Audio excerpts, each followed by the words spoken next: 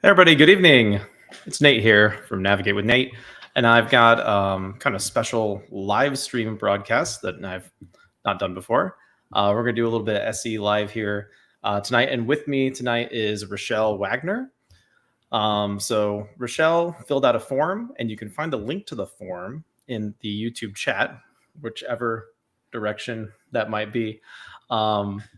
But Richelle filled out a form requesting to have an interview using street epistemology, and I volunteered to have that conversation with her. So before we really get into the discussion, Richelle, if you want to kind of talk a little bit about yourself or what you do or your interest in SE or how you found it or whatever you want to say to kind of introduce yourself to everybody here, the floor is yours for a bit. Well, I have a Substack, Substack /moral government, and I write about like politics, and I'm also interested in like religion and economics and culture and basically like how society works. And I've been studying these ideas for a while. I read Socrates and kind of got interested in the Socratic method and like studying persuasion and how to talk to people. I come from the libertarian community, and that is not one of our strong suits. And so I wanted to learn how to talk to people about liberty. And so I've been reading a whole bunch of books about persuasion, and I came across street epistemology. I read Peter Boghossian's book a few months ago, and I've been kind of doing that for a few years now, trying to talk to people in a persuasive way using the Socratic method. And street epistemology is kind of in the same vein. And I've been watching the YouTube videos for a while, and I wanted to put my hat into the ring. Cool. Awesome. We are having that microphone problem again, though, just letting you know. So unfortunately, if you can switch over to the other mic, it is buzzing. At least for me, it's buzzing pretty bad. So, all right. Well, thanks, Richelle. Thanks for the introduction. And you can find in the description below, or wherever you find the description on YouTube or whatever app you're using, you can find a link to Richelle's links. Her link tree is posted in the description. So if you want to check out Richelle during or after the live stream, or if you're watching this on recording, you can pop over whenever you want. Okay. Thanks, Gina. So Gina says she hears the buzzing too. So go ahead and let's give a test real quick. Just go ahead and say something. Yeah, the buzzing's gone. So it's just that one mic. So we should be all right. All right, cool. So if there's anything else you feel like you need to say or any questions you have for me before we get started, I can answer anything right now, or we can just kind of get into the discussion and start discussing the topic. I'm ready to go. All right, cool. All right, so the claim, at least that I had from when you filled out the form, which once again, plug for the form. It's in the chat over there on YouTube. At least as I had it, was that Christianity is the most beneficial religion and therefore the closest to the truth. Are you kind of happy with the wording of that? Yeah, I thought about that for a while. Okay, cool.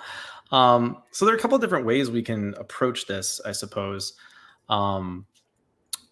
We can kind of focus on the Christianity being beneficial, or we can focus on the and therefore closest to the truth. The way I kind of parse this is that you're saying Christianity is true, or at least more true than other religions, and that it being beneficial is a major reason why you believe that's true. Does that sound accurate? Yeah. Okay, cool. All right. So would you say the main claim then really is that Christianity is true or is more true? Would that kind of be the main claim then? I would say that Christianity is the most true religion or ideology that we have. Okay. I've never seen anything better than it. Okay. And that's pretty much all you have to work with. Okay. So, all right. So it's at least the best ideology we have so far, or something like that. So, Yeah.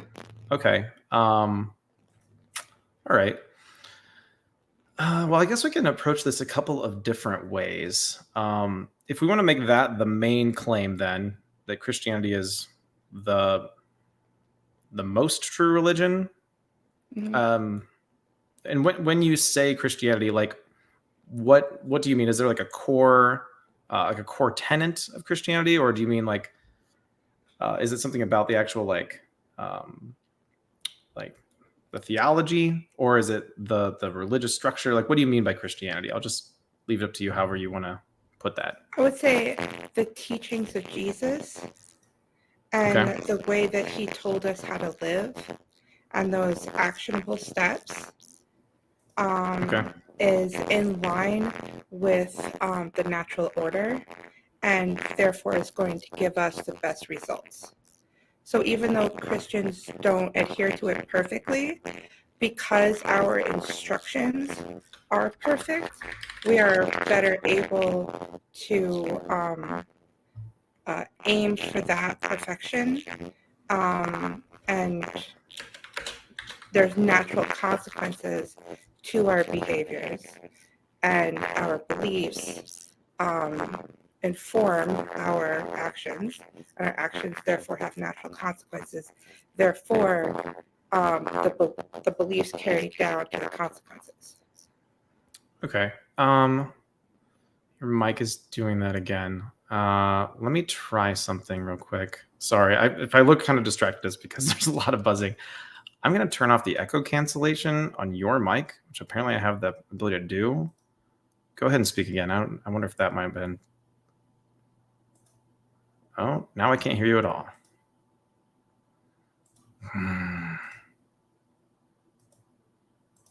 Okay, try speaking again.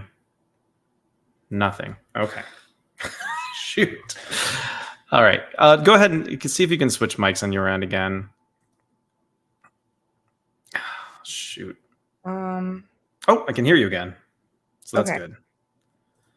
I don't know. Right now. What'd you say you did? I'm on my MacBook mic right now. Okay. Yeah, maybe we should just stay on that one. And then we can play around with settings if it comes back. So you still sound good. The MacBook mic sounds fine. So hopefully that keeps us with it. All right. Okay. So something I'm picking up on a little bit. Something about instructions or teachings being perfect. Is that? Yeah. If you need a moment to work out some stuff, that's okay. No, I'm good. Okay. All right. So you said that the teachings of Jesus are perfect, and that's the reason why following them it seems to be beneficial. Is that right? Yeah. Yep. All right. Okay. So how? I guess one of my questions there would be: how did you determine that the teachings of Jesus are perfect? Is it because they're beneficial? Just my conscience. It's just like a gut feeling. It's just the conscience reading the Gospels and feeling the goodness of it. So it just kind of like rings true to you, Yeah. or something like that, or like it seems like it's something that would be beneficial. And I think it's pretty universal. I've studied moral systems and legal systems, and people, you kind of get the same rules over and over again. Okay. And so Jesus's teachings are pretty universal. But here's the thing: most people they apply these rules to each other within the tribe, but Jesus says that we need to treat everybody like that, even our enemies. All right. So let me see if I'm tracking all this properly. Let me kind of repeat back what I'm hearing so far and see if you agree. So if we kind of have like main claim, Christianity is true, right? Mm-hmm. And then your main reason is that it's beneficial. Yep. Right, and it's maybe more beneficial than other ideologies, other religions, right? I would say it's the best evidence. The best evidence that it's true is that it's beneficial. Okay, so that's the best evidence that it's true. Is that like the main reason why you believe that it's true, or is there a different reason that's more important to you about why it's true?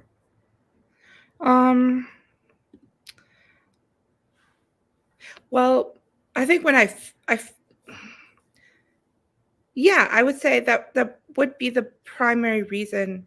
So I grew up Christian, and then I became an atheist in my 20s, and then I came back to being Christian because I saw what was happening in society, and even just in my own little community. Like, I was involved with the atheist community, and I saw the things that were happening there, and it wasn't good. And I was like, this doesn't feel right. And then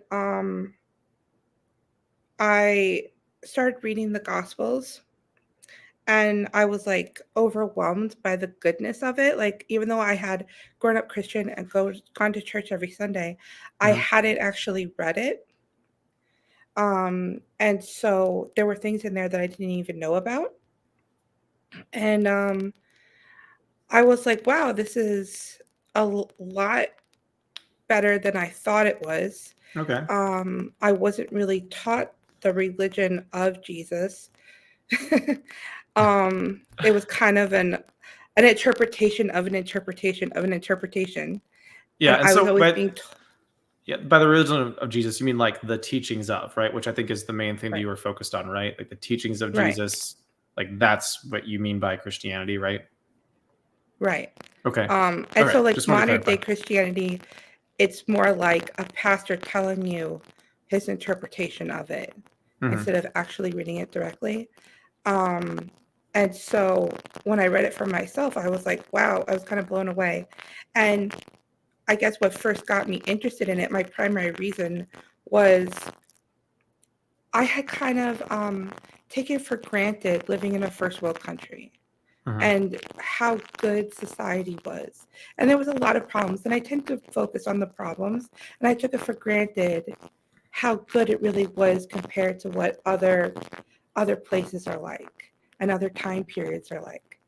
And when things started going bad, and I saw it in my own community, and I saw it in the country more broadly, I thought, what's going on here? You know, why are all these problems popping up? And the more I looked into it, the more I saw, oh, we're giving up our Christian values and we're getting all these problems. Even in my own life, I saw basically that my my parents had been right, you know, and that my ancestors kind of knew something. They weren't stupid. And so I think that if it hadn't been for that, if I hadn't been like Christian society, things are working out pretty good. When you get away from that, things start going wrong.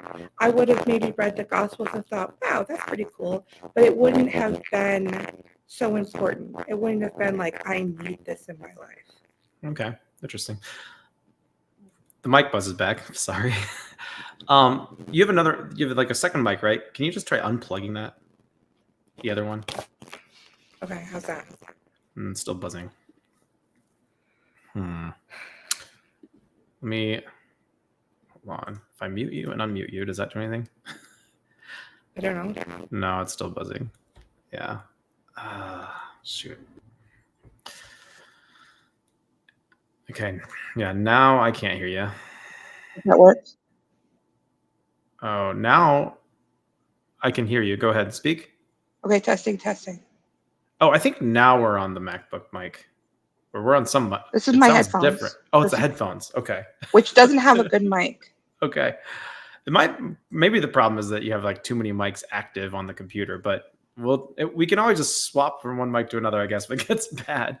So this is a little bit worse. I mean, you could try swapping back, I suppose.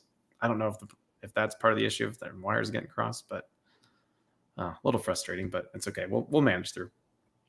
Okay. So you're talking about kind of like your personal story and making these observations about like society and your own life, and that you thought that when people get away from the teachings of Jesus, that leads to problems, right? Okay. And when you say Christianity, you mean like the teachings of Jesus, basically, right? Yeah. Like, are you like, I don't want to get too specific, but like, are you talking about like moral teachings in general? Or are you talking about like also like, are you also including like theological teachings or prophetic teachings, or like, is there anything else bundled in when you say Christianity besides just like turn the other cheek and those sorts of messages, those kind of moral guidance? For me, even if there was nothing in the Bible about the virgin birth, the miracles, the resurrections, the only one resurrection. Well, I guess he resurrected other people, but like his resurrection, virgin birth, miracles, it wouldn't really matter that much to me, which I understand is very different from most Christians, but it actually doesn't really matter that much to me. And I struggled with that for a long time because I'm like, is this true? Like, because this kind of goes against like everything that I know about like science and you know, it's just so supernatural, and I don't tend to believe in supernatural things, but I'm like, you know, it doesn't even matter, because even if his disciples wrote that in later, just the fact that he was able to come and give us such a perfect moral teaching proves that he is the yeah, I want you to fix it. Proves. Okay, how do you want to do this? Camera off. Okay, let's turn the camera off. Okay. Husband to the rescue. No problem. It's a little technical difficulties. No big deal. This is common in live media, I suppose. So, all right. I'm going to try to make sure I'm collecting kind of what you're talking about.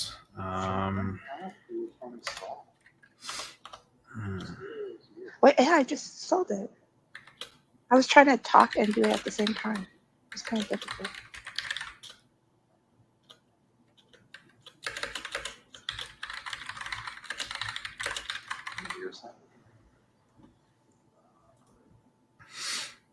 The link is in my Gmail.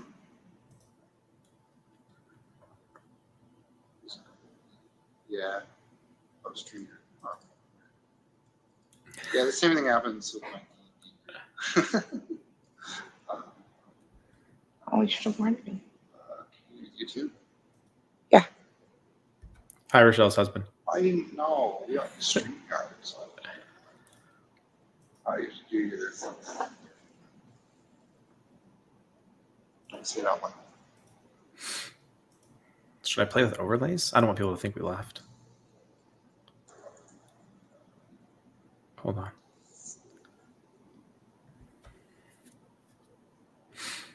Okay. In the meantime, what sort of comments do we have here? Look at those in the meantime. That's a good thing to do. All right. Brandon Norton says, the seasons of Jesus, anybody can relate. Even for someone does not believe in, God can relate to the basic believe in God. Even for someone who does not believe in God, they can relate to the basic teaching of the general idea, especially when it comes to the core principles. Okay. I think Gina kind of similar vein. A lot of religions and moral systems share those core principles. It doesn't say anything about the specialness of the moral system. I think you guys are kind of saying the same thing. You guys had a little bit of discussion there. All right, we're going to let Richelle back in. Okay, how's that? Sounds good so far. We'll hope that it stays that way. It seems like every time we get the mic started again, it's okay, and then it eventually degrades, starts to pop, and then by the end, after I let you talk for a while, it gets like really bad. So apparently, it was a problem with Firefox. Okay, I'm using a different browser now. Yeah, I had to download Chrome. Oh wow! And switch to that and log in and do two-factor authentication because Safari does not do StreamYard work with StreamYard. So okay. Hopefully this works. Fingers crossed. Right. That was a pretty quick browser install and setup. Well done. My husband is a computer programmer, and I had already installed it, but like I was talking like while doing it. Okay, gotcha. Cool. All right. Okay.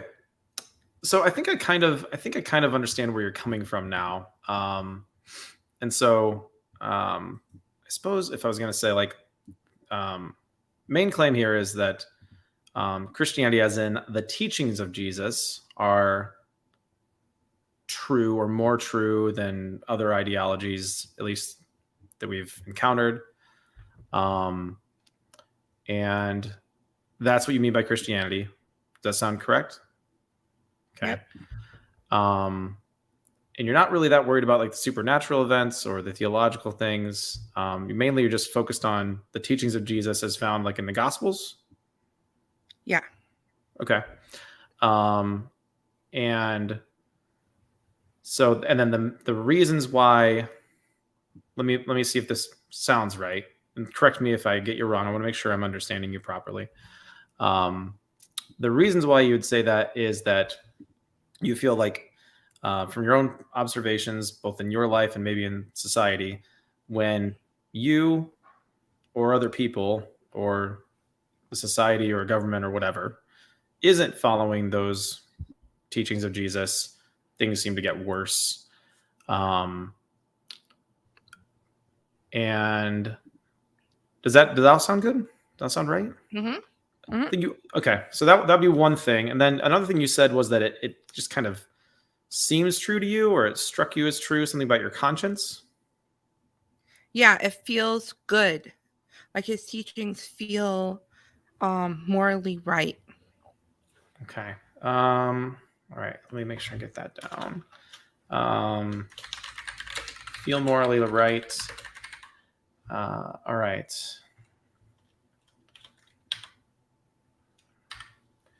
I feel like I'm missing. I feel like I'm missing something. Is there something else, or are those kind of like the main things you're saying are kind of your reasons for believing this, right?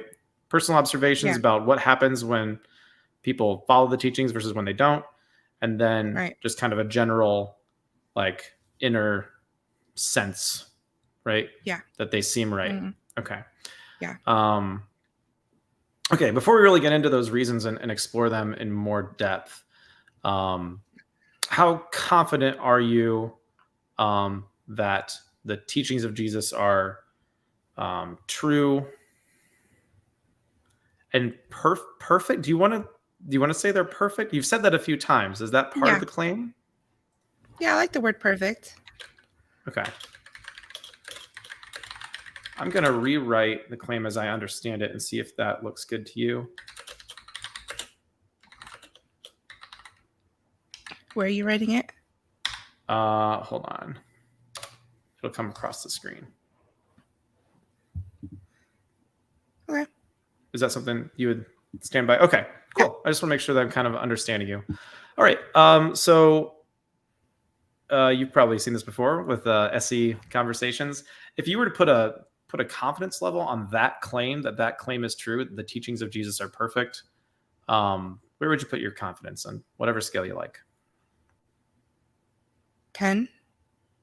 Like 10 out of 10? 10 out of 10. Yeah. 10 out of 10. Okay. And when you say 10 out of 10, does that mean like you're absolutely certain and you don't think you could possibly be wrong? Or does 10 out of 10 mean something different to you? What does it mean when you say 10 out of 10? With all the evidence that I'm seeing and all my reason and all my intuition, I'm completely sure about the teachings, about the theology part, about the virgin birth in particular, and that kind of stuff. I wouldn't say I'm at a 10, but for the teachings, I would say I'm at a 10. Okay. All right. Fair enough. Cool. Thanks. All right. So I think one of the main things you're saying is that the teachings of Jesus are perfect because they're beneficial, right? Is it possible for moral teachings to be beneficial but not be perfect? I think it would be like on a spectrum. And the closer you are to correct, the better the results are going to be. Okay. That seems, yeah, I think I'd probably actually agree with that. Yeah, so if there is moral perfection to be had out there, then some ways of trying to be moral or be ethical are going to be better than others. Of course, it's going to be a spectrum. So I guess my main question would be like, how did you arrive at like these teachings are perfect? I haven't been able to find a flaw. And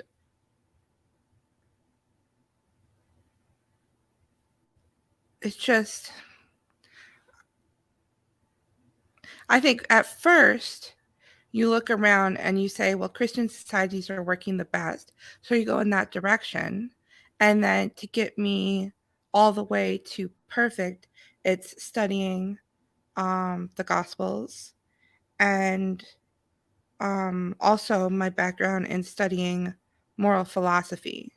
And so I had come to a lot of these same conclusions already from my journey to try to find this perfect moral code, the perfect moral law, and studying law systems from around the world and law systems and philosophy and all of these things.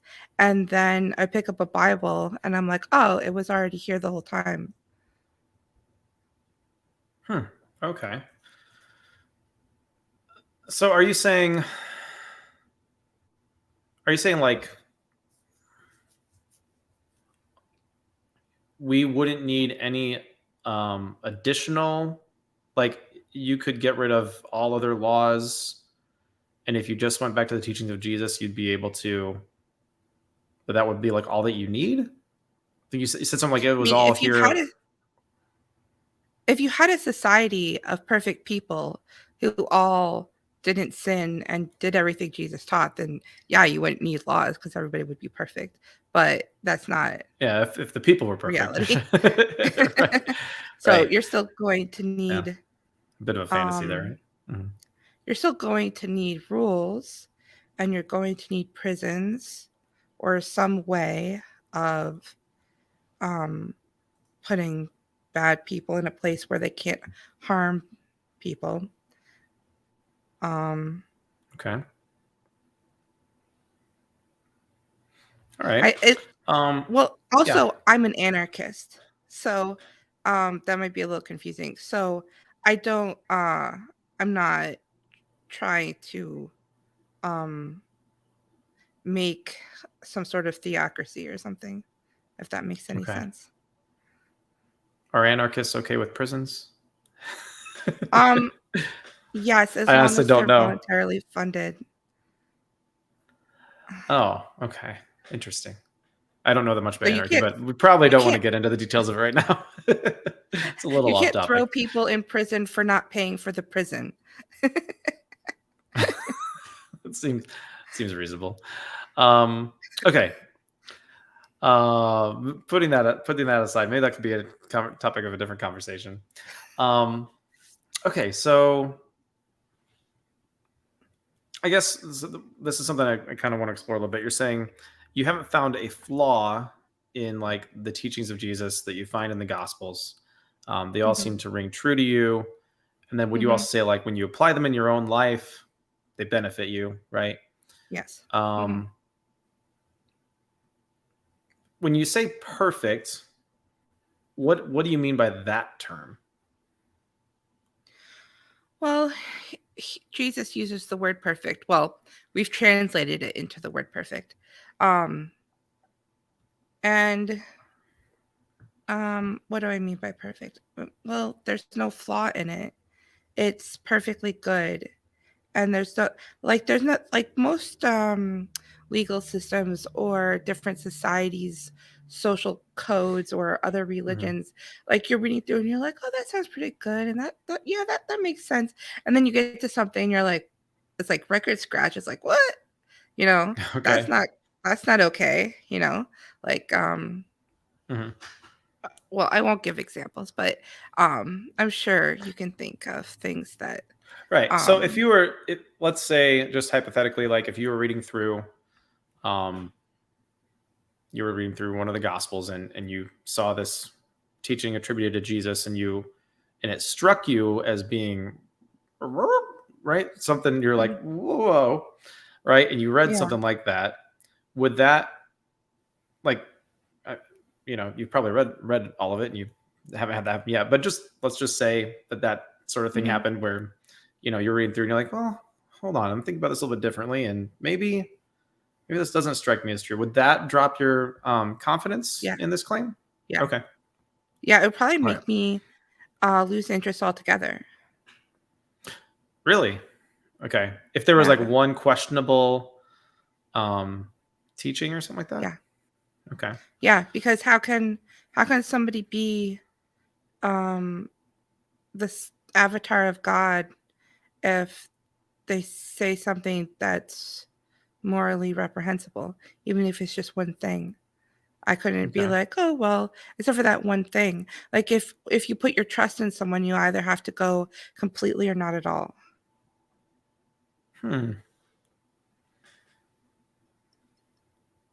Interesting. I don't know if I've ever heard somebody say that before. That's something else we might want to come back to. I'm going to write that down. I don't know if I want to talk about it right now, but Okay. Your trust in someone has to be completely or not at all. All right.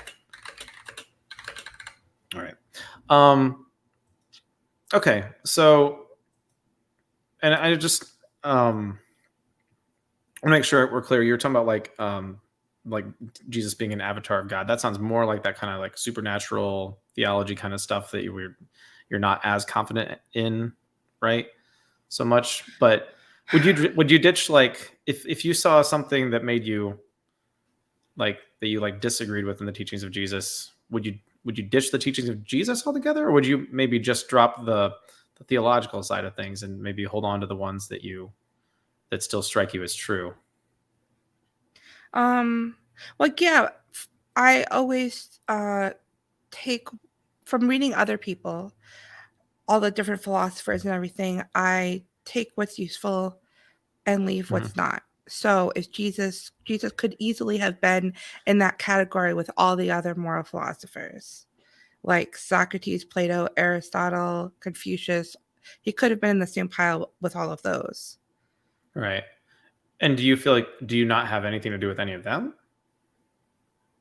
I would say I trust them. I wouldn't say like, yes, this is the person I trust and I'm going to follow his moral teachings 100%. And that who I put my faith on as being an inspired teacher of God's will. Like, no, like that's just a dude and he's got some good ideas, some bad ideas. And I take some and I leave some. Okay. Gotcha. So it sounds like you're saying that, it is possible, that you could, if you learned something else or saw something else, that you could, move Jesus and his teachings from what sounds like a 100% trust, and use the word faith, kind of status, and move them into like Right. I'm going to throw them over here with these other philosophers and other moral teachers, but not going to put 100% trust or faith in them. Okay, Right. interesting. Might come back to that as well. But I had another question in regards to the whole idea of these perfect moral teachings. When you say that his teachings were perfect, you're focusing on like without flaws, right? Would you say that they're also like perfectly sufficient? Like we don't Yes. need any other teachings? Yeah, actually, before I became a Christian, I had this project where I wanted to like look through and make like a list of laws and Mhm. a list of rights. So basically, like breaking the law should be like violating someone's rights. So you have like right to bodily autonomy, and assault would be a violation of that, you know. So I was making this list. I was studying moral like moral teachings and laws, and like going through like lists of laws, and Mhm. there's some that wouldn't be on my list, that are illegal, that I think are silly to be illegal, but the things that I felt were morally wrong I put on the list, and I like ranked them in 3 tiers. Mhm. And I went through the book of Matthew. I still have to keep going to the other books, and I wrote down all of the commandments of Jesus, and it like matches up perfectly. Like it contains everything. There's nothing in there that I had on my um list of list of like my hypothetical perfect law list, Okay. that wasn't on Jesus's list. Okay. Interesting. So, I know this might be a weird or difficult question. If you don't feel you can answer it, that's fine. But would you say, is there any like commandment or instruction that like could be added into the Gospels from Jesus that you think would make the Gospels better? No. Okay. Um, gotcha.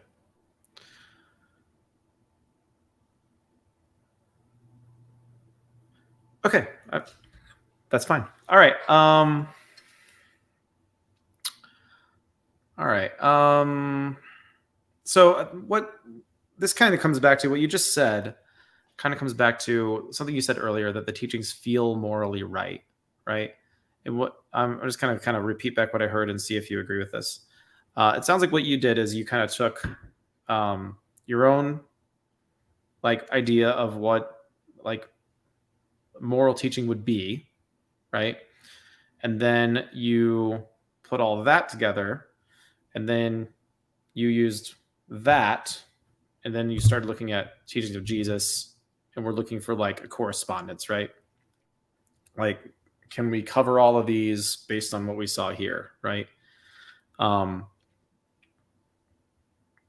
It wasn't so what I set is that out to do, but it ended up being what happened. okay? So would you say that like your evaluation, I think you kind of said it already, but your evaluation of the teachings of Jesus is mostly based on um, your own beliefs and opinions and feelings that you already had? Yeah. Okay. All right. Do you feel like your own feelings could be mistaken about these things? Um, Possible. Okay. Um, if somebody living in a different society, right, who's grown up in a different society with a different religion or with a different kind of foundational moral teaching, if they had maybe slightly different, moral intuitions, maybe be the word we'd use for that, than you do. Do you think it's possible that they could do something similar where they write out, hey, these are my moral intuitions, and these are things that I value, that I would consider to be like a perfect moral instruction, and then would it be possible for them to like go to a different, teacher, whether that's, the Buddha or Gandhi or Muhammad, or maybe even like I don't know, Kierkegaard or Socrates or something like that? And do you think they could maybe do something similar there? Gandhi was influenced by Jesus. Okay, it doesn't matter the details, right? But yes, I think that if somebody, so most people, they ascribe to the moral teachings of their society, and they don't really question it. They don't really think about it much. And so, I think that most societies do have a lot of the same moral teachings, at least for insiders, people within their tribe. But there's differences. Not everybody adheres to the perfect moral law, but we can tell that they are wrong because of the results of their behavior. So if they think that their moral system, if they think that their moral system is correct and they are adhering to that, and they get subpar results in their life, and their family adheres to it, and their family has subpar results, and their society adheres to it, and their society has subpar results, we can say that that set of moral beliefs is not perfect. Okay. There's some issue there. All right, and that's kind of coming back to that first reason that you had identified earlier.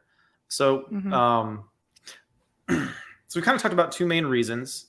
What I'd like for you to do, if you can, is try to kind of weigh these in your mind. One reason it sounds like is your moral intuitions, right, and everything we talked about there. Your conscience and the way things just kind of strike you when you're reading them, and that these seem or feel right to me. Okay, and then the other main reason that I'm hearing is kind of what you originally started off with, which is that benefits and detriments, the actual consequences of enacting certain teachings, right? And it kind of sounded like you were kind of like using that to check the intuitions. So thinking about the claim in general, right? The teachings of Jesus are perfect. And being at a 10 out of 10, if you want to kind of do that as like a pie chart, if you're at the whole pie chart is filled in with confidence, all right? 10 out of 10 or 100% of the pie, right? How much, if we had like slices in the pie chart, how big are those two slices? The moral intuitions versus the benefits and drawbacks.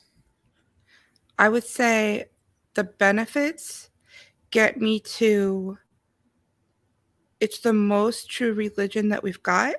And then my moral intuitions get me to the teachings of Jesus are perfect. So it's like a higher standard. Okay. So I don't know if I quite followed that. Okay. So in order to get to the statement, Christianity is the most correct religion that we have. Okay. The results get me to that standard. And then in order to get to the teachings of Jesus are perfect. It's my own reason and and my own thoughts and feelings that get me to that standard. Okay. So I don't expect other people to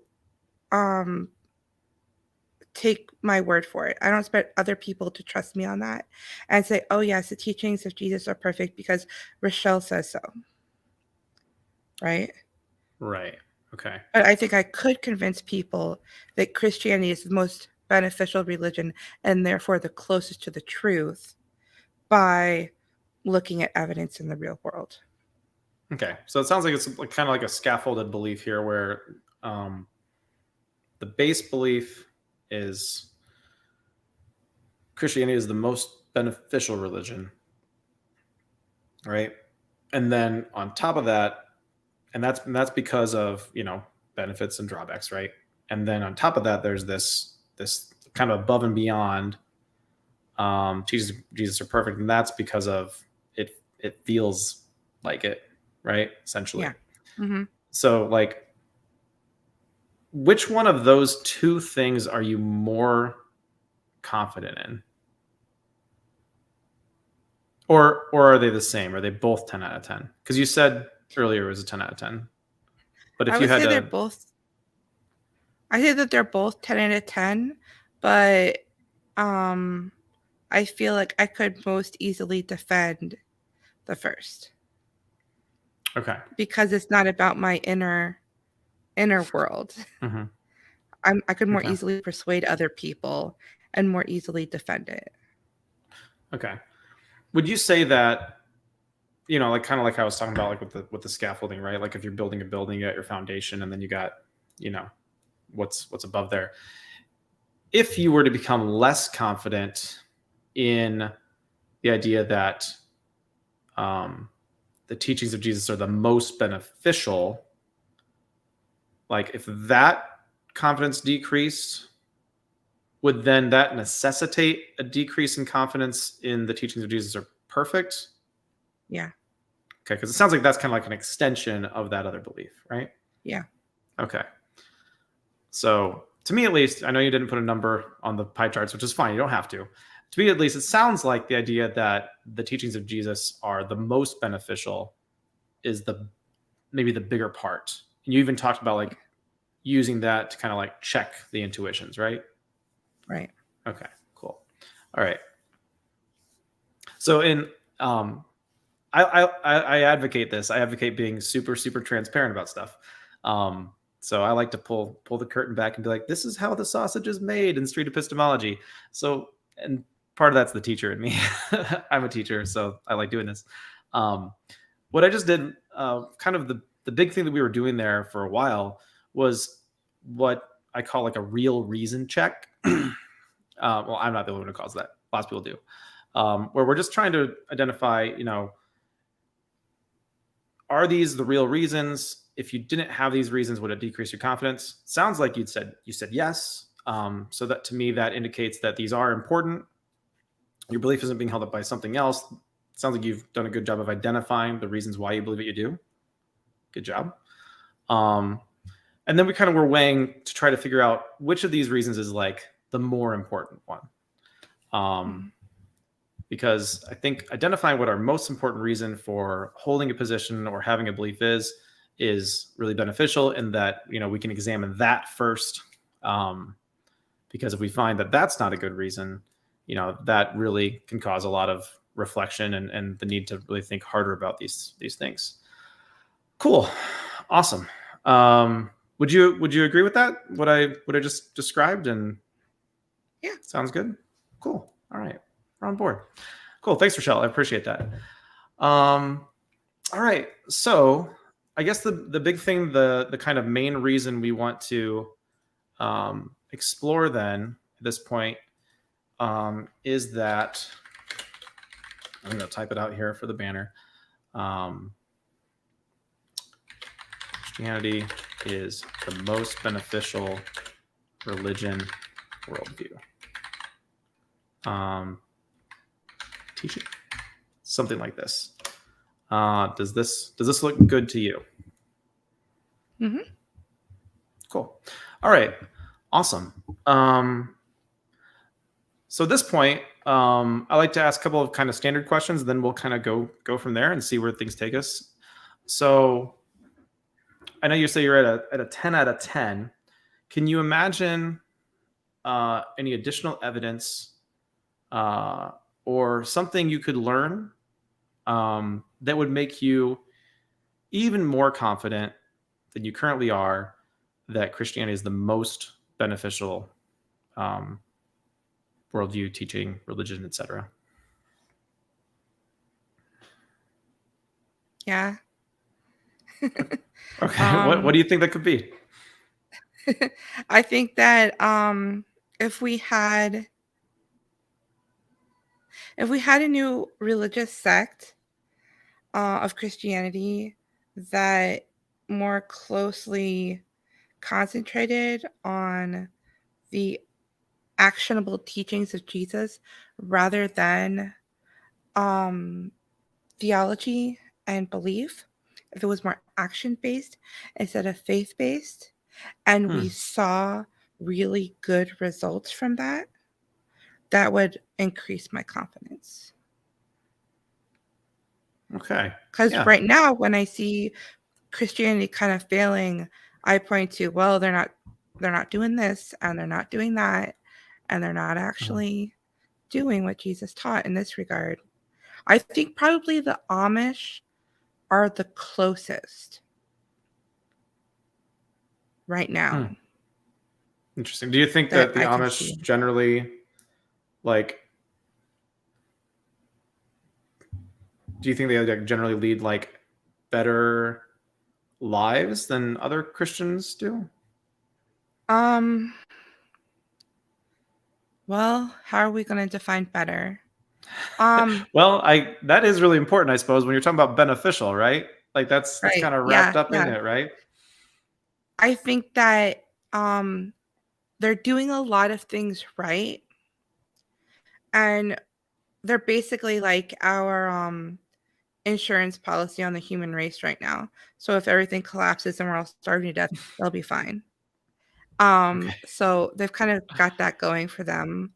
They're like apocalypse insurance. Um, I've never heard that before, but I like it. The Amish apocalypse insurance. good to have around. They are really good at community and family, and they're having a lot of children, and a lot of their children stay within the faith, and that's a really good sign. Some things that they get wrong are they're not trying to get converts, and because they were started by such a small group, they're having genetic problems. And I don't think that we actually have to reject all technology. I think that we could be more judicious with it and reject some technology that's harmful while using other technology that makes our lives Yeah, easier. was shunning technology, is that somewhere in Jesus' teachings? No, Okay. no. Um, that was their own thing that they added. Yeah. Do you think that And that's something that they derived from the biblical text somewhere? Like, do you think that's well, it something that's says based on not an to be. interpretation they have, or You know what? I'm not really sure where they got I'm that not really idea. sure I know either. that the Bible says not to um be part of the world but not of it, and kind of like stay Mm-hmm. away from like bad influences. So not having a TV in your home makes sense and stuff like that. Yeah, But the that Mennonites don't. might not have been Jesus anyway, right? I'm not sure where What? that line comes from. I said that might not have been from Jesus, though, right? Oh yeah, like rejecting technology. Or Some groups have just more that verse technology or than whatever, others. right? Oh, which verse? Well, the one you just referenced about not being. I don't know. Is that a Jesus quote or is that from somewhere else? The not being in the world but not of it, I know he or is said it? something similar. Oh, okay. I So it can might look be it up. okay. It's not. We don't really have to. This is more just my curiosity Okay. taking us off down a side trail. So you don't have to look it up, but you can if you want to. Okay. Okay. Oh wait, So what was the question? The question was so the about question really coming all the way back was I something forgot. that could make you more confident, and you were saying like if there was a Well, new yeah. sect, if you had to split off some sort of hmm group of Christians who really emphasized actions and specifically putting into practice the teachings of Jesus specifically, and if you saw them flourishing, right, in whatever way we might measure that. Right. Right. And And you I was don't have gonna to be say like specific about how you measure it necessarily, but you can go into it if you right. want to. I was gonna say that the Amish, they get a lot of things right. One of the things I think to go overboard with is rejecting all technology, and that they could live more prosperous lives because they work so hard. Um, that they could live more prosperous lives and probably have like longer lifespans and have like a higher standard of living if they didn't reject all technology, which Jesus never said to do. So, but a lot of the things they do get right. So that's why I started getting off on the Amish. Yeah. I wonder if though how much comes back to interpretation, because when you're talking about enacting what Jesus taught, could we imagine like an Amish person saying, no, that's exactly what we do, and that rejecting technology is part of it? It's really interesting because the Amish don't read the Bible anymore because the language that their Bibles are written in is a language that they don't speak or read. And so originally, when the sect was first formed, it was very much Bible based. And I think they had a really honest interpretation of the Gospels. But as time went on, they have a taboo against translating the Bible from High German, and they no longer speak or read High German, so they don't actually know what the Bible says. And so it's just kind of word of mouth at this point. And then there's people going into the Amish community and giving them English Bibles and teaching them, and they're like, "Oh, aha, this I thought the dress code was in there. Interesting." It's almost like all those years with the Latin Mass and the Latin Bible and the Catholic Church Yes. doing everything in Latin, Yes. and none of the people understood it. Huh? That's really interesting. I Yeah. didn't know that. Exactly like that. Okay. All right. So sounds like you've identified a marker that would make you more confident in this claim. So once again, come back to the same claim or the same reason, right? Christianity is the most beneficial religion or ideology. Is there something that you think you could learn that would decrease your confidence that Christianity is the most beneficial? If we had that religious sect that was like I said, and things went terribly wrong, I would be like, oops, maybe I was wrong. This didn't work out like I thought it was going to. Do you think there is a sect like that right now, or one that's very close to it? Have you done any research into that? Like when you think about like are the closest. the same sort of thing before. But they keep adding erroneous rules. The thing is, as time goes on, they keep adding more and more rules. So I think that they have the rules in there that they're supposed to be following, but they also have extra rules in there that's hurting them too. I also really like the ultra Orthodox Hasidic Jews. And even though they don't believe in Jesus, they follow a lot of the same rules. I mean, Jesus was Jewish. And I find them very interesting, and they have highly functional communities. Not perfect, but they are highly functional. Interesting. So something to make you less confident would be if there was a community like that, and then maybe it wasn't as highly functional as you thought, or Yeah. wasn't as highly functional as you expected. Okay. Yeah. What so just another like kind of hypothetical.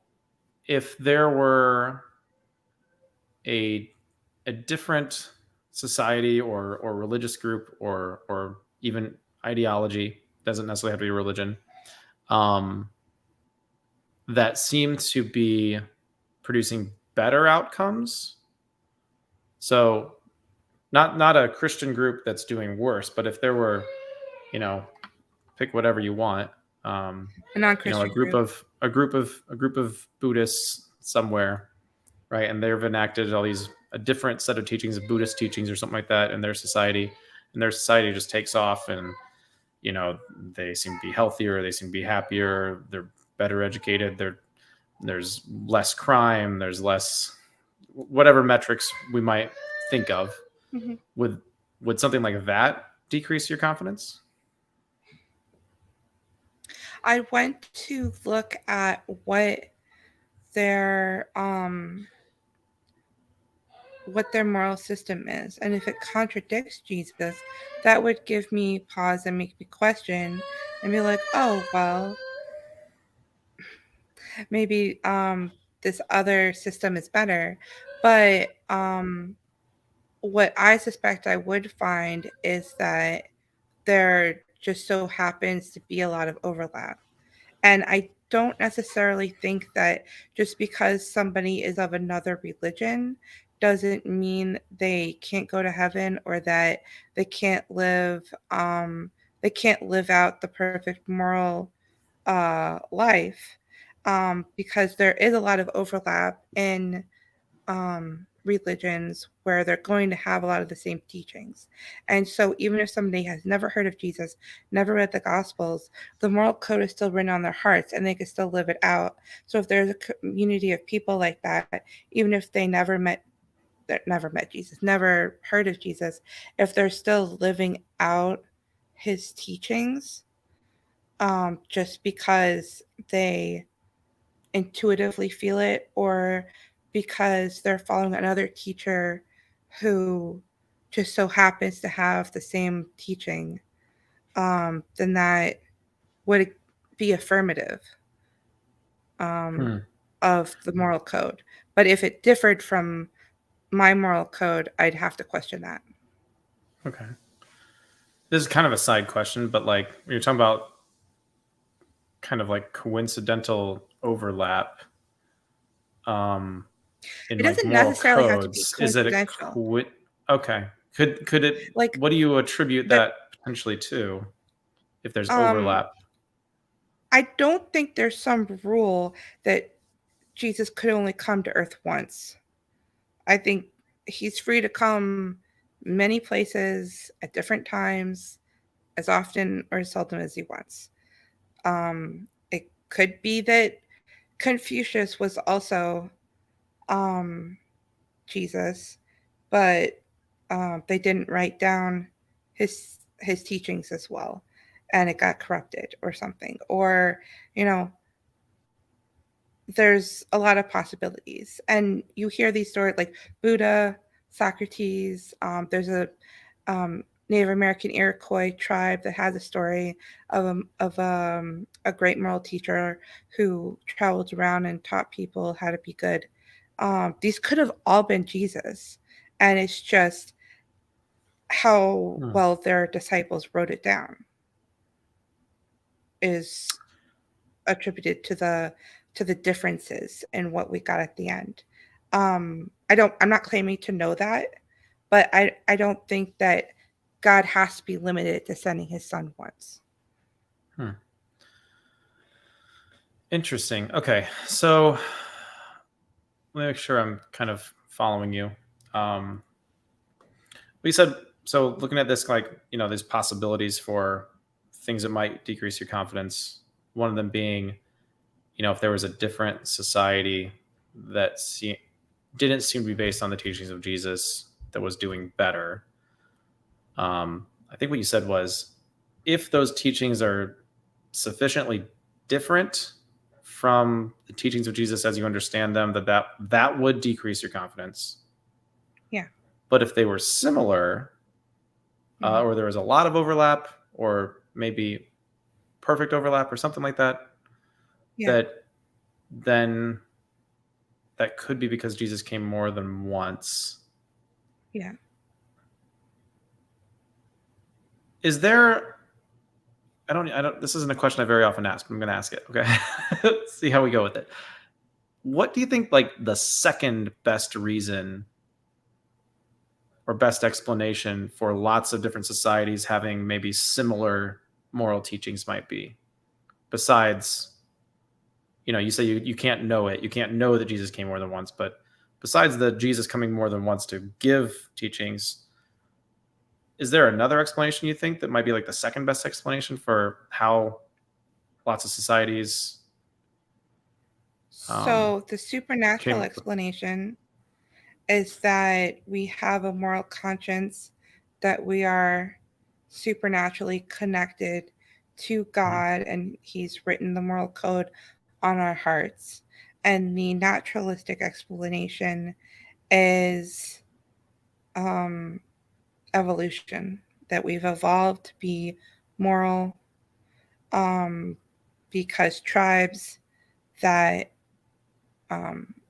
treat each other well are going to be more likely to survive and have children and pass on their genes, and tribes that are killing each other and doing bad things to each other are more likely to go extinct. And so it's this kind of like physical evolution and cultural evolution of finding that perfect moral code that's going to give you the best results. And I've kind of combined my concept of the physical world and the process of evolution and God, because God is the personification of the natural order. And so I don't believe that God has the power to affect the physical world. He's kind of trapped in the spiritual world, but he's kind of in the randomness, and he's the one who decides who lives and who dies, and that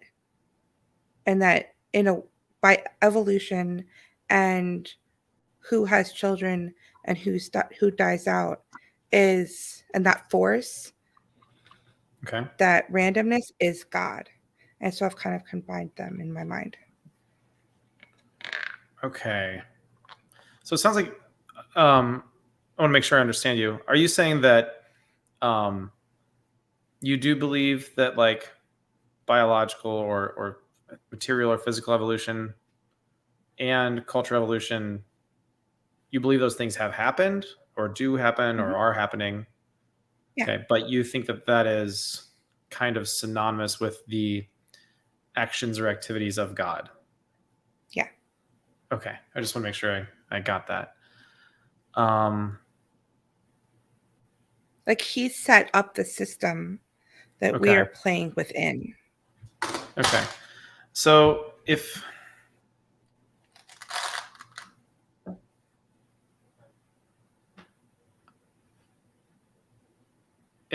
God is kind of, I think you kind of said, like, trapped in the spiritual realm or something. This is honestly, I don't even know if this is SE right now. I'm just honestly really curious in your perspective now, because this is fascinating to me and I want to understand you, right? How does Jesus fit into that story or that picture for you? You were kind of talking about Jesus coming and maybe coming multiple times. Is that like an action of God in the material world or the physical world, or is that somehow different? Right. So he's kind of constrained. He can't just like open up the sky and be like, hey, everybody, here are the rules you need to live by. Stop killing each other. He has to kind of slip in to the physical world by being born as a baby. And then he's killed. just like everybody else has to die. But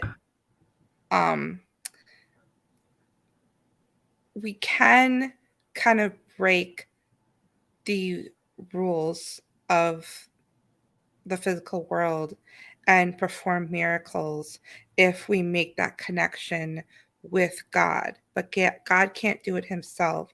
He needs somebody on earth to, like Jesus said, that he was one with God and everything he did was the will of God. So he was able to perform miracles as kind of God's avatar. But then when he died, his avatar was no longer on earth.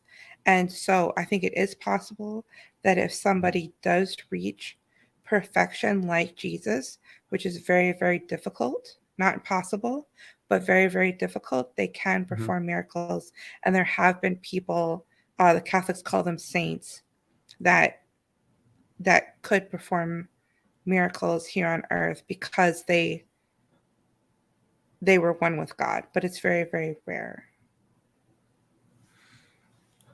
Interesting. But I also think that if you have a problem believing in the supernatural, don't worry about it. It's fine. You're not going to go to heaven or hell based upon your belief. If you don't believe in miracles, you don't believe in the virgin birth, that's fine. Just concentrate on being a good person. And the belief might come or it might not, but don't let faith be a stumbling block. Okay. All right. Well, thank you. Thanks for explaining that to me. It's all very interesting. I'm going to probably have to watch back and like unpack that a little bit. But I think it's probably best to move on and keep evaluating things. But I do thank you for laying that out for me because I was curious. So appreciate that, Richelle. Thanks. Okay. So I guess I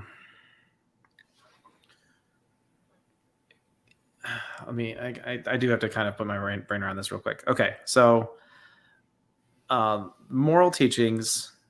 It sounds like you're kind of saying that they kind of come from, maybe they come from the same place, but they can be delivered in like these two different ways. Like one way that we know what is right and wrong, or we can follow moral teachings to, benefit ourselves and our society, is by kind of the moral intuitions we have that we potentially evolved to have through maybe some sort of like theistically driven evolution sort of thing. Okay. So that's kind of maybe one way that like God would provide us with teachings. And the other way is through like explicit directives through like an avatar of God, like potentially Jesus. Does that sound like I've summarized that properly? Yes. Cool. Hey, look, I got it. All right. Okay.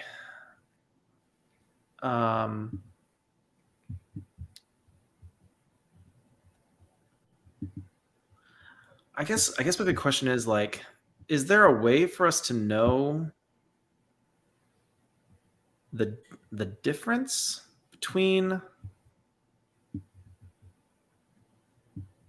like like a non-supernatural mechanism like that versus a supernatural, like God-driven one?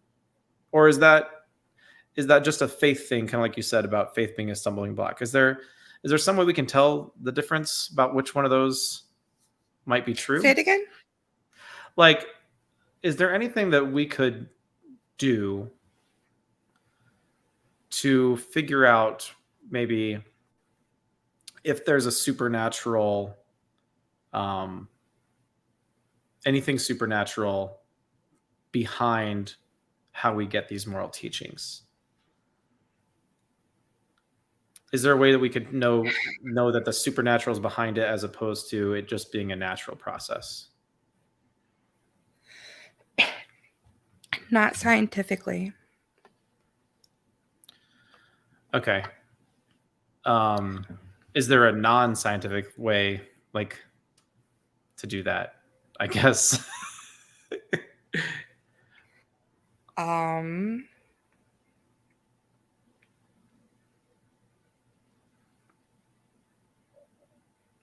That's a tough one. I haven't thought about that one before. I've already pre-thought about most of this, but is there a way to tell if there is?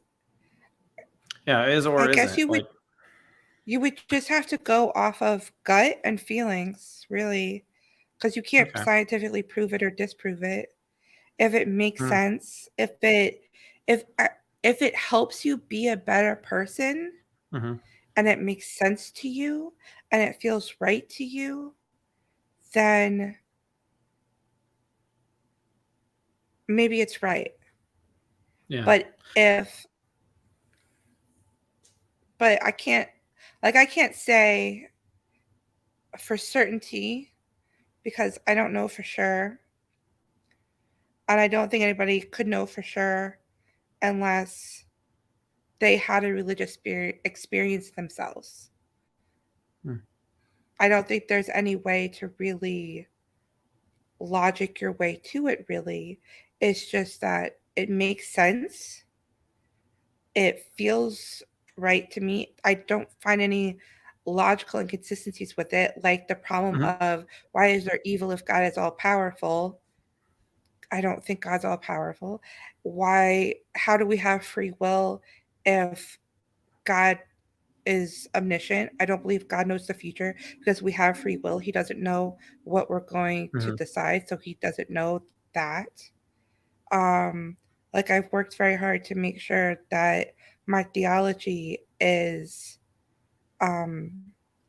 completely in line with logic and reason, but I Mm-hmm. can't say for certain that it's true.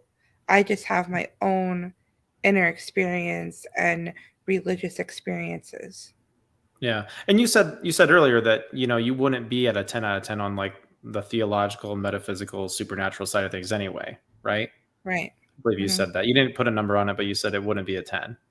Um, Right. It wouldn't be a 10. and so I think, and maybe it's for these reasons that you're kind of explaining here. Okay. So, um, cool. I had a question. Maybe it's not even a question. All right, I'm just going to summarize and I'll see if the question comes back to me. Okay. All right. Cool. So we've discussed the main claim, the idea that Christianity is true in some sense, or is the most true, and by that you mean the teachings of Jesus specifically, and it's because of consequences that you see when his teachings are enacted versus when they're not. And you're very confident in that. So confident, in fact, that you would say that the teachings of Jesus are perfect. But part of that is this idea that it's because they're beneficial, right? The fact that they're beneficial, that's a big part of that belief. And the fact that they seem morally right, you have these moral intuitions, that kind of gets you the rest of the way there. Does that sound right? Yeah. Okay. And we kind of talked about, some of the main reasons. We discussed things that might make you less confident, things that might make you more confident. And when we talked about things that might make you less confident, that's when we talked a little bit about, there are these possible explanations for why we might see something that would initially make us less confident. But these explanations are maybe supernatural. And we're not sure if we really have a way to tell the difference between supernatural versus natural underlying causes for example, shared morality systems across different societies. And we're not really sure if there's a way to test for that, at least not in a scientific way. That's where we kind of come back to those intuitions. But you also said that, you're not that confident about the supernatural components of it as well, right? Okay. So I think there are two main thoughts that I have. First question, I guess. You earlier talked about being at a 10 out of 10, and that perhaps a part of that is you talked about putting trust in the teachings of Jesus. And you said, if you're going to put your trust in someone, it has to be completely or not at all. So are you saying that it's not possible to trust somebody, 98, 99% of the time? Would that not be trust then? Yeah, I mean, I think of the phrase, I trust him as far as I can throw him. And it's like, if that's all you trust him, it's not very much. Yeah, that's not very much, right? Yeah, could I trust some people more than others? Or is it just an on-off switch? I think that when, like, oh, so-and-so is a drug addict, they'll steal from you. You're not going to have any trust in them. But, like, this other person, you're like, they wouldn't do anything to harm you. But, like, they tell lies sometimes. And so you trust them to a different extent. And there's another person where you're like, this person, I trust them a lot. So it's like for people, I mean, there's different levels of like how far I think I could throw them. But I guess I was thinking about like in a prophet. If you're going to put your trust in a religious leader, a prophet, that he's speaking for God, it's either all or nothing.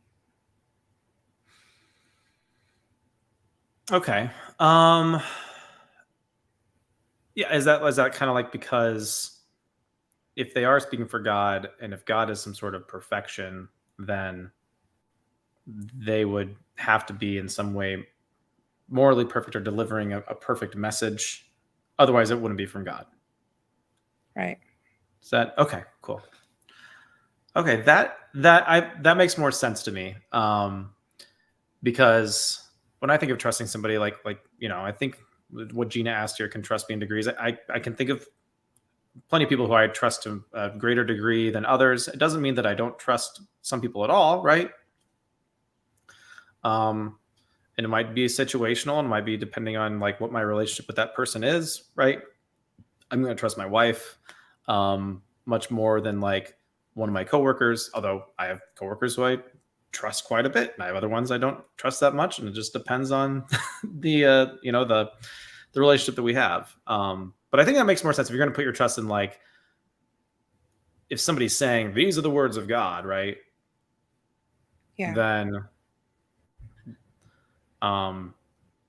they're either going to be perfect or they're not, right?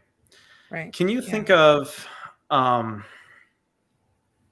is there a risk though to putting complete trust in like a religious leader? Can you think of, could that be dangerous, or could that be ill-advised at times? Yes. Okay. Yes, definitely. Like the religious leaders that we have now, there's a lot of problems. I wouldn't, and Jesus actually said, don't call anyone rabbi. That it's directly from us to Jesus and God, that we're not supposed to put our trust into other men telling us. And he said to be careful about false prophets. And so when it comes to like your average run-of-the-mill religious leader, they have to, you have to constantly be vigilant that they are sticking to the teachings of Jesus, because you can't trust them completely. Okay. And I really don't like this Bible verse that a lot of people use, that's like, trust not in your own understanding. And I'm like, that is just rife for abuse. If a religious leader is telling you to suppress your own conscience and to follow them, it's like, well, my conscience is from God, so I'm Yeah, going to trust that. I totally agree. And that was one of those Bible verses that was everywhere, for at least for me growing up in like an evangelical church. Like that was common quoted. I mean, hangs on people's walls. And yeah, when I see it now, I'm like, that's Cringe. so dangerous. It's so bad. Yeah. Anyway, so I am with you. I am 100% with you on that.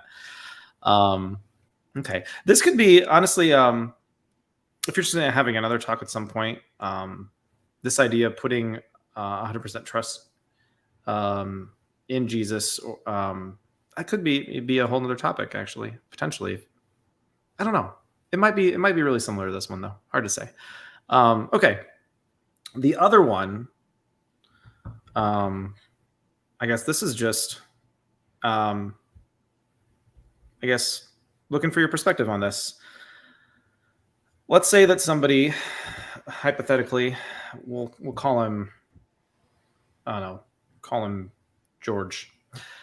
Let's say that George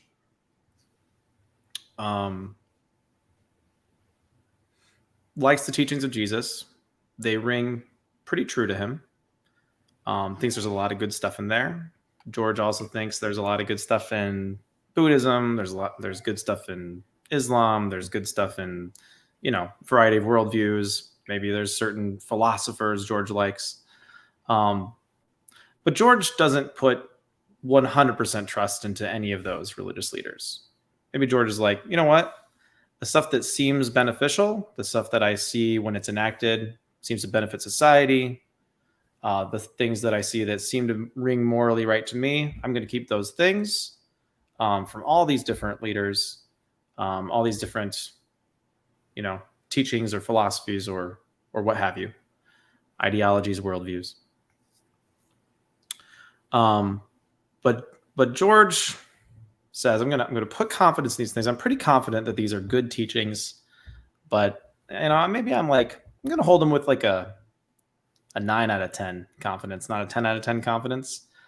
Mm-hmm. And if I learn things in the future, I want to leave some room open to change my mind on these things. But I like the teachings of Jesus, like this, like, et cetera, et cetera. And George holds on to those teachings with a little less certainty.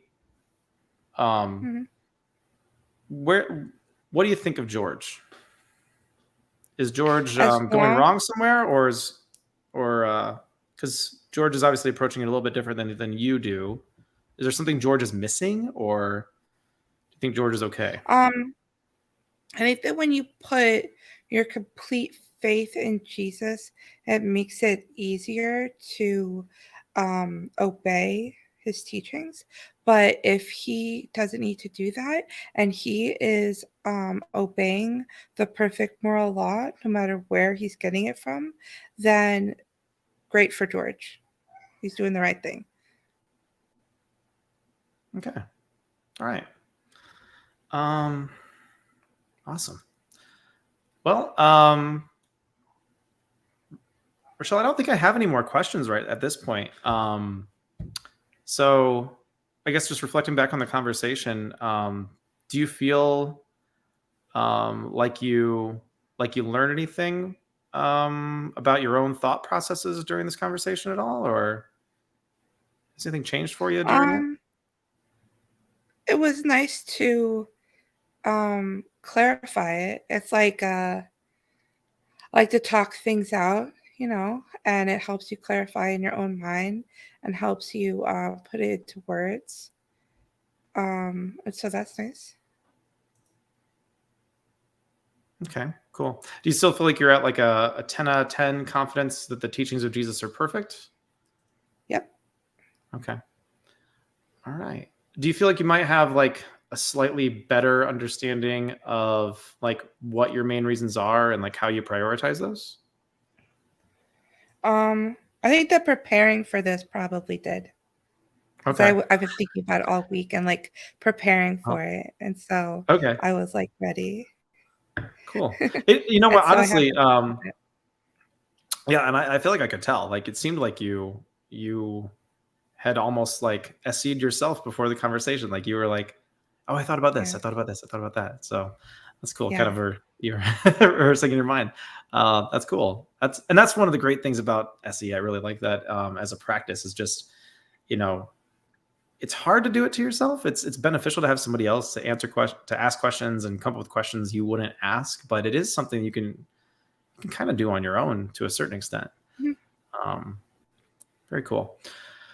All right, cool. If it's okay with you, before you go, I want to let you go. It's been like an hour and a half, and I don't want to hold you for too long. Hopefully, you're not. I didn't hold you too long. I No, want to it's go fine. through and check out some of these comments, which I don't know if you were watching. I can't read and I listen at the have same time, nothing. so No, neither can I. yeah. Um, so I did see like okay, the thing about Gina with trust and degrees. This might be like a just kind of a fun question here. Gina asked earlier if Christianity were off the table, what other religion might she see value in? Do you have any thoughts on that? Hmm. Uh, Judaism. Okay, and you kind of said that earlier about the Hasidic Jews, right? So that makes Yeah, sense. I like the Hasidic Jews. Um, and I like I don't know. This is kind of like a rabbit hole, but like I like what their stance about being anti-war and Mm. anti-status. And so even though I guess it's kind of ironic that they live in Israel. Not all of them live in Israel. A lot of them live in New York, different places. But the ones that live in Israel, they're actually anti the state of Israel, and their birth rates are so much higher than the less religious Jews that it's projected that in the future they will be the majority and they could vote to um, dissolve the state of Israel. And I think Hmm. that's very, very interesting. I'm a pacifist and an anarchist, so it would be like that would be like really cool if um, they choose to go back to um, like voluntary associations and not a government. Hmm. I don't know if that makes any sense. It's kind of a rabbit hole, but I think that's really cool. I have a meme of like an ultra orthodox Jew pointing at the Ten Commandments, and he's like, "The government violates this and violates this one and violates that one," and I'm like, "Yes." Oh, that's pretty fun. All right. Well, cool. Thanks for answering that. And Gina, thanks you for answering that as well. All right. I guess also I usually like to do this.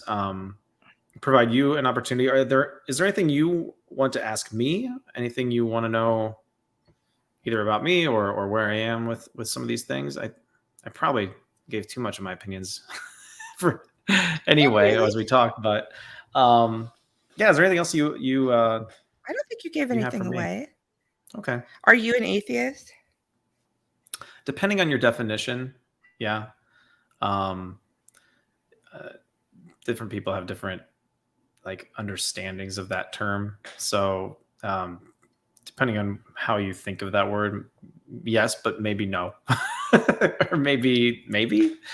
Um, I don't rule out the possibility of deities of some sort.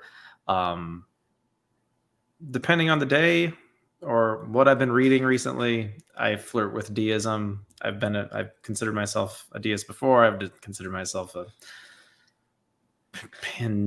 panentheist or something before, but Pantheist? I've no, not actually a pantheist, a panentheist, which is slightly different.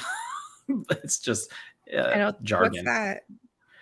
It's so like a pantheist believes that like the universe is God or everything is God, something like that.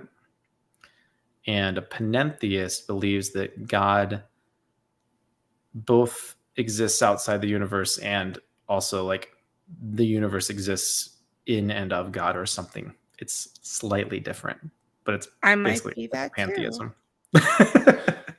Who knows? You might. be that too. A Christian panentheist. Yeah, but I found when I was reflecting on those that just like didn't feel like I really had good reasons to really be very confident in those positions. But yeah, I sometimes flirt with deism, but Mhm. it depends. Once again, there are semantic arguments. People yell at each other on the internet about what those words mean, and so Mhm. I try to say, well, this is kind of where I am with this stuff. But yeah, maybe yes, maybe no, depending on how you think of the word. Yeah. Okay. Any other questions for Other me, more or comments? anything else you want to say? What do you think about my theology there? I think it's fascinating. That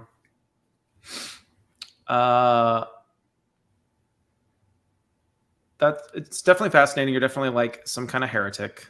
I get called a I'm sure heretic a lot. Like, I'm sure you've been called that. Which the fact that people call each other heretics in the year 2023, I think, is kind of like funny. Like I'm just like, oh boy, wow, you really called somebody a heretic. That's kind of embarrassing for you. But that's my perspective on that. It's like, good grief, this isn't. well, What are you gonna do? Burn him at the stake? well, I just say, well, I'm in good company because Jesus was a heretic too. Right. Yep. So I'm fine with that. Yeah. But like, yeah, no, I got nothing against heretics. I think it's a badge of honor, probably. I think it's interesting. I think I'd have to think about it more and maybe like listen back to the conversation a little bit more. But I appreciated that you have thought about it a lot. You've tried to base what you're thinking on evidence and reasoning, and I appreciate that. I think where we disagree might be sometimes I think that people, and even myself in the past, I remember having my own theology when I was like 21, 22, 23, somewhere in the early 20s. And like, I felt like I was trying to like, I gotta fit God into this box because I wanna believe in God, and I feel like there must be one, but I reject this and I reject that, and I wound up like kind of creating my own definitions of God, and then the more I reflected on them, the more I found that they were kind of just like, they were unfalsifiable. There wasn't really anything to point toward that being true or being untrue. I felt like it was just kind of like, this is what my preference is. This is the kind of God I'd like to believe in. And I don't want to say you're doing that, but it kind of seemed kind of familiar to like kind of how I thought about it at times in my life. But it's obvious that you've really like, thought about it a lot. And so kind of like we were talking about before, right? Like you said, some of the supernatural stuff you're not as confident in. And we even kind of discussed like, I'm not really sure if there's a way to tell if this is true or if it's not true. And that's kind of where I like eventually landed. I was like, I don't know if I can really say I believe this so much as it's just something comforting that I kind of want to be true. And I thought, well, if I'm being honest with myself, do I really think it's true, or am I just hoping it's true?